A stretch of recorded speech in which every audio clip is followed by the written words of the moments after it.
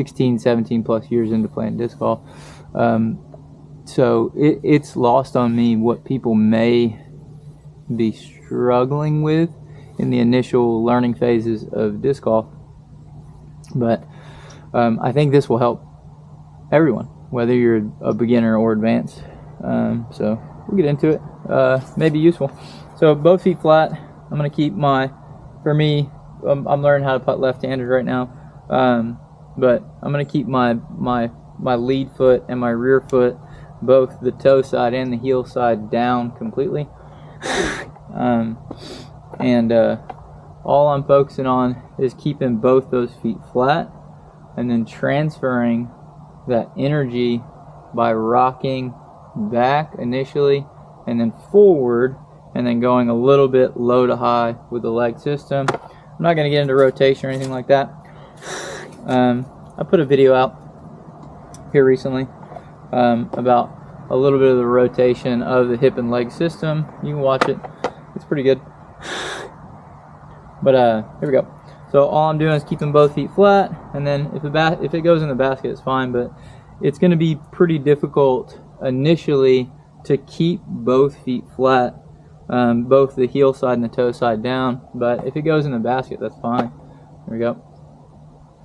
So I just rocked back, and then I felt my rear heel come up, which is going to be far more comfortable and far more conducive to power, but I'm just trying to keep both feet flat, which I accomplished on that last one.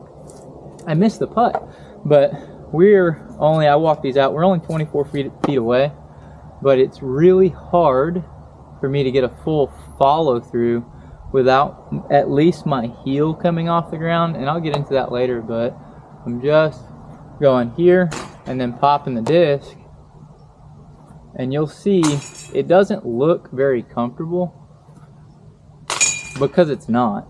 But the first step of this progression is very important to communicate this to your body,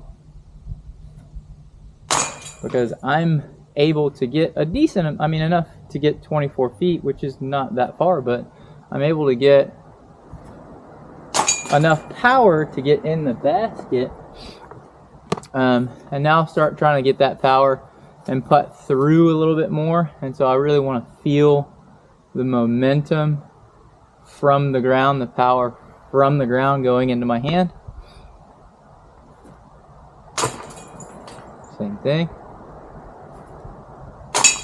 My heel came off the ground on that last putt, which is natural.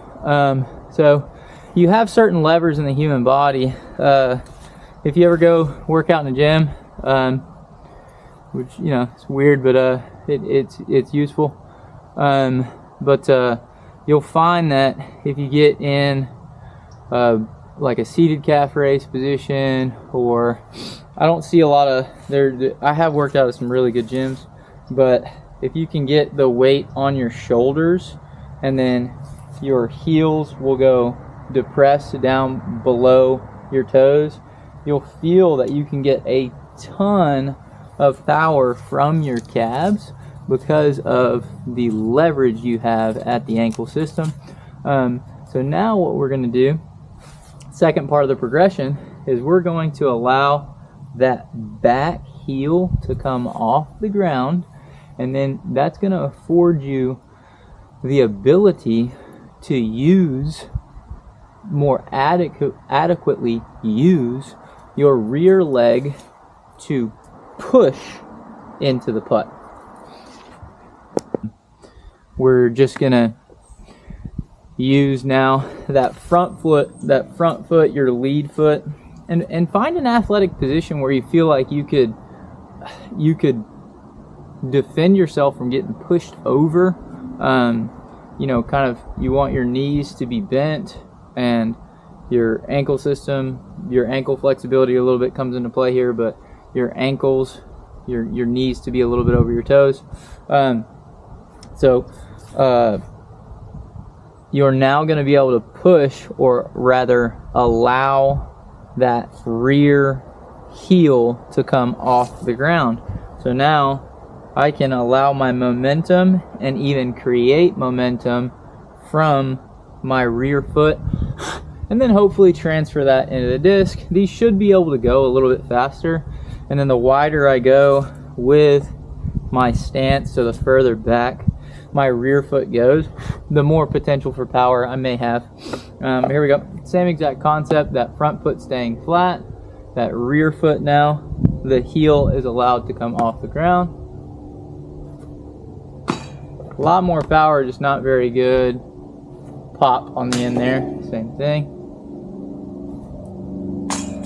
A lot more power, but different focus now. I'm a little bit off balance. So now dialed in the balance, just have to get the height. Whew, good height. Same thing. Pace is there, which I'm happy with. Same thing.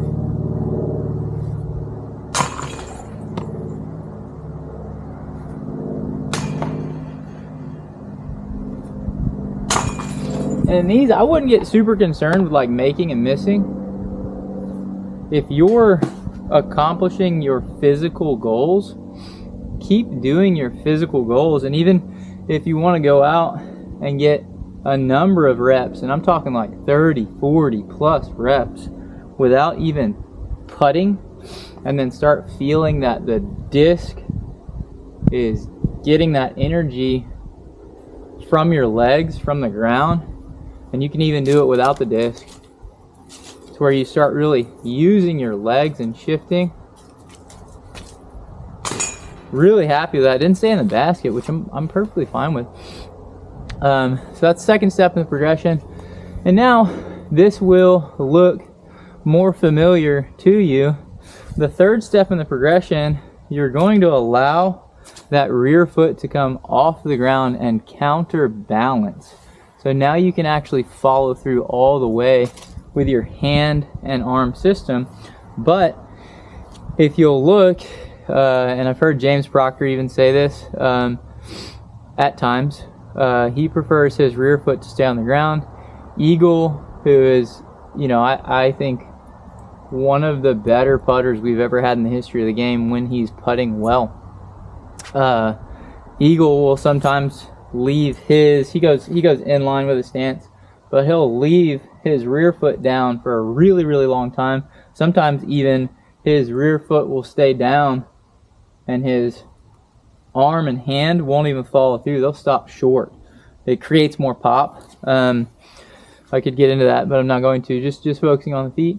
So now, third step in the progression, we're going to allow the rear foot to come off the ground and then counterbalance so that we can follow through a little bit more with our arm and hand in the direction of the basket.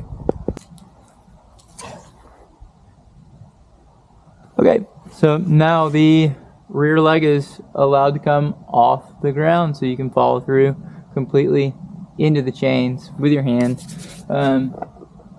Same exact thing here. I'm going to shift, use my legs, and then I'm going to be able to counterbalance with my back leg. I would say one thing of note is you can rock, so like Ricky will bring his front foot off the ground because he's rocking so much weight back and then all of his weight forward. That's a great way to like get a dynamic sense of how you use the ground, like both the rear and the front. But the biggest thing I would say is balance on your front foot, and try not to kick your dog in the face.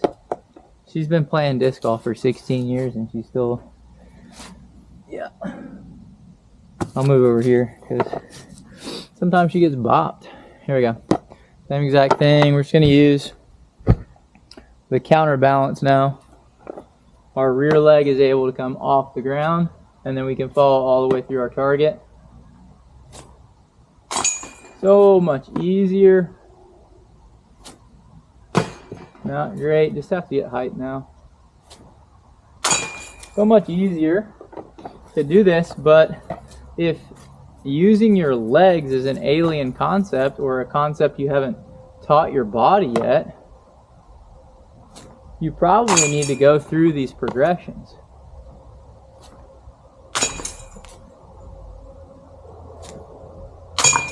That one felt pretty good. Didn't really connect the disc to my hand, so now I'm gonna get a little bit more pop, hopefully. There we go.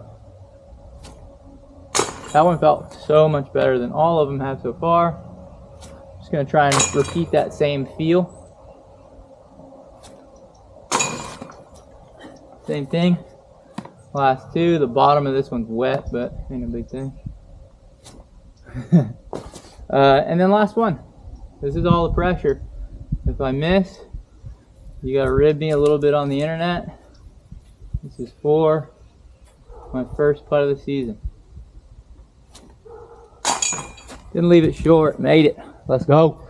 I hope it helps. Get out there, get practicing, man. Just use these progressions and start to build power from the ground in your putt. It is the most important thing in sport to connect whatever you're doing with your hand, with the racket, with a bat. You know, everything that you do in sport, you get your power from the ground. This is 100% the case on the drive, on a backhand drive, on a forehand drive. Hope it helps, you guys. Get out there, get practicing. Do like and subscribe. It helps. It helps quite a bit. Yeah, the channel has slowed down quite a bit in terms of people subscribing, which is fine. But yeah, if you like it, like it. If you subscribe, it helps too. All right, have a good one.